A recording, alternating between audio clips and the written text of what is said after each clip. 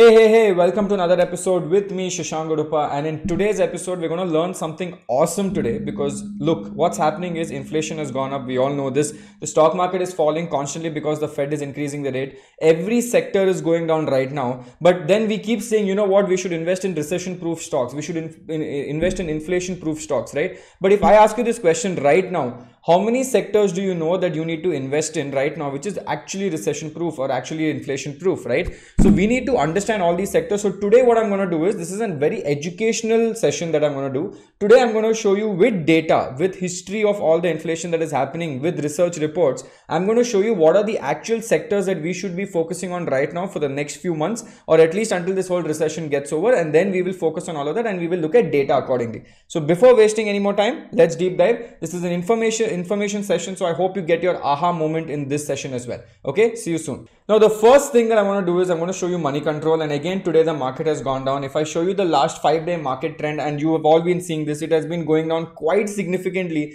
and there are a lot of fears that it has broken down its previous 52-week low and it's now going to go down to 14,000s and all that, right? A lot of fear is in the market. This is how the bear market usually looks like, when there's a lot of fear and only bad news, no good news at all. But it's okay. Let's start looking at some research reports and data and understand how this works, right? So there is a research report that I've been reading from the last 2 days, which is a Hartford Funds report of US. This is not Indian report, it's a US report, which basically tells which equity sectors can combat high inflation. So I'm just reading, right? Because reading is something we should all do.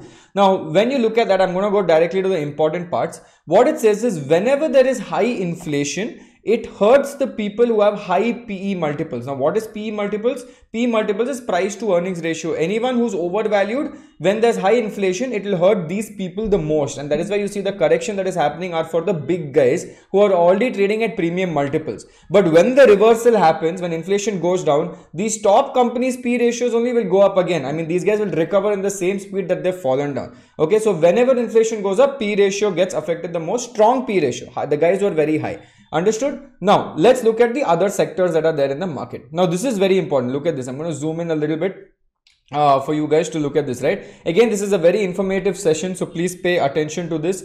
I'll share this report also for you guys so you guys can see it. Now, this is the entire figure which talks about the US equity sector performance in high and rising inflation situations, and they've tracked this data from 1973 to 2021. So now we are going to look at which quadrant we should be in. So ideally, this segment, right? Historically high level of overperformance versus inflation. There is only one segment in history that has done really well against inflation or the rising inflation at this point, is precious metals and mining of these metals. Okay, so these mining funds or mining companies and precious metals, these are like silver, gold, all of these companies will do really well and have always done well in the past. Apart from that, if you look at towards the right quadrant, what else does well? Because these are all positive returns, right? What else does well is the energy sector, and that is why we saw Warren Buffett actually investing in so many energy companies, and we were like, dude, why? But energy sector is doing well.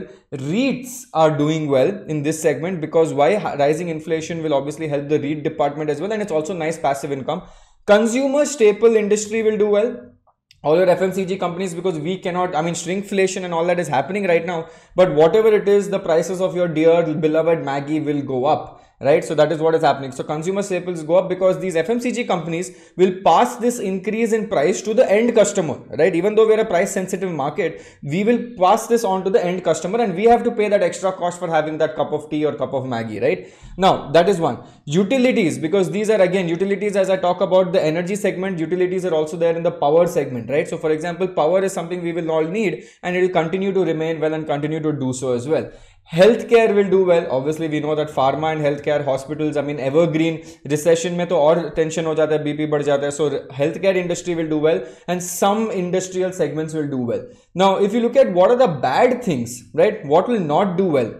We will go to the bottom department, and this is not done well in the US equity market, not India. India, we will see what we have to do. This is the US, right? Now, if you look at the high probability, historical high probability of beating inflation as well, apart from all this, we also see financials doing well. I'm talking about your banking and financial services segment. They have also predominantly done well. And the people that actually do bad are the telecoms, IT, consumer discretionary, and mortgage REITs. So these, now you understood. If somebody asks you, okay, hey guys, which sector do we invest in to be inflation proof or recession proof? Now you guys are smart enough to know because we've seen this graph, right? But I'll send this graph to you so that you can start reading more. And it's not just the graph, you need to read the whole report because there is so much information here. For example, look at this. The energy sector, which includes oil and gas companies, right? Where do you file oil and gas? You have to just go to BSE website and do sector classification. If you do sector classification, you will get oil and gas here. Now start looking for good companies in the oil and gas space. Okay, this is how you do it. If you want to find sectors, it's all there on the BSE website. Now, the energy sector, oil and gas, is one of them which has beaten inflation 71% of all time. Doesn't mean if it's beaten in the past, it'll beat in the future, but we are seeing that the energy sector is doing well right now. Equity REITs, not mortgage REITs. Okay, equity REITs are also have been outperforming the entire inflation market as well. So that is also good. So I'm going to share this with you so that you can go and start looking at all of these things and start reading it so that you can get your thing right. Apart from that, what else is there?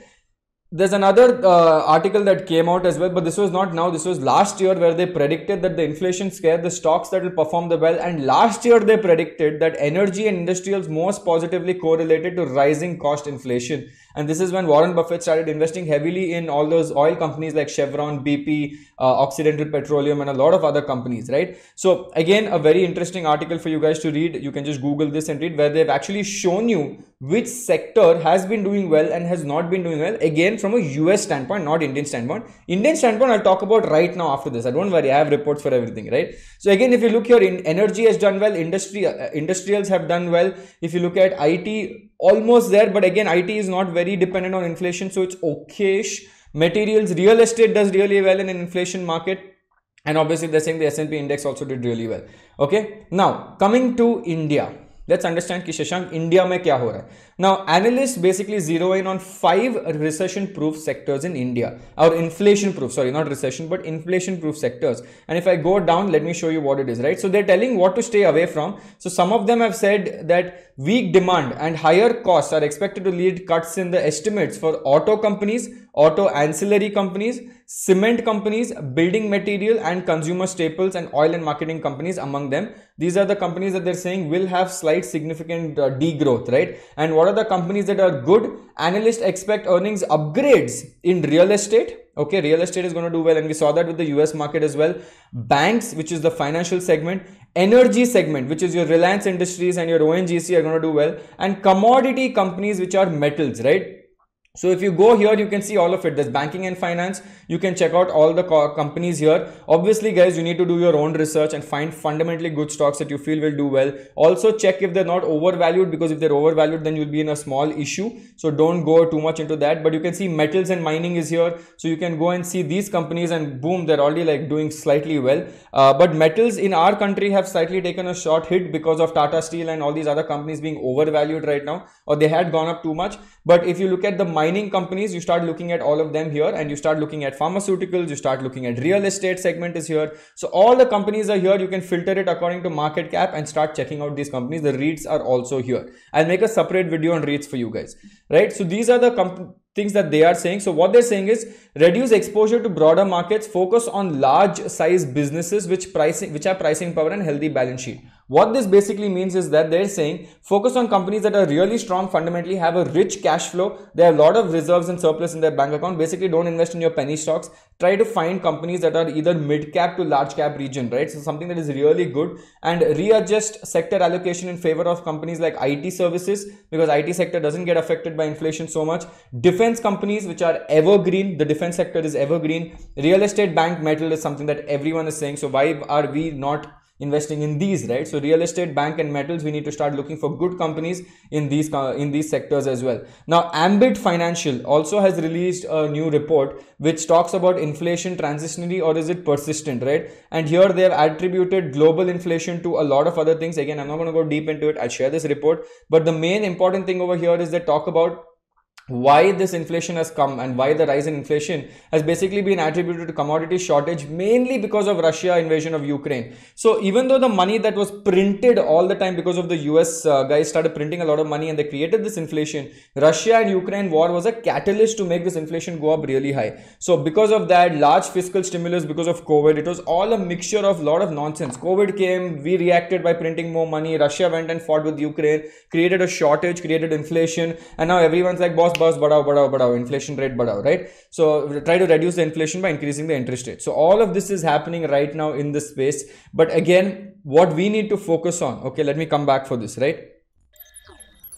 So guys, what we need to focus on, this was a very educational thing where I was trying to explain to you what sectors are doing well, because we always have that doubt, Shashank, which sector to invest in right now? Market is going to shit, everything is going down so much. What do we do? So now you know that there are good sectors. Now it's your job to start finding these good companies in the good sectors. I don't expect you to wait for me to find these companies. I have taught you enough now to do good fundamental analysis. If you haven't, then I'm going to do a workshop on Sunday where you can come and learn a little bit of fundamental analysis from me there as well, right? So again, I hope you had some kind of knowledge right here. I'm going to share all these links today in the episode as well. So this is me, Shashank Udupa, signing off. I hope you guys had some aha moment today or learned something new today, and I'm sure you didn't predict all the sectors as well, but if you did, then hats off to you guys. You're doing really well. This is me, Shashank Udupa, signing off. Take care. See you. Bye.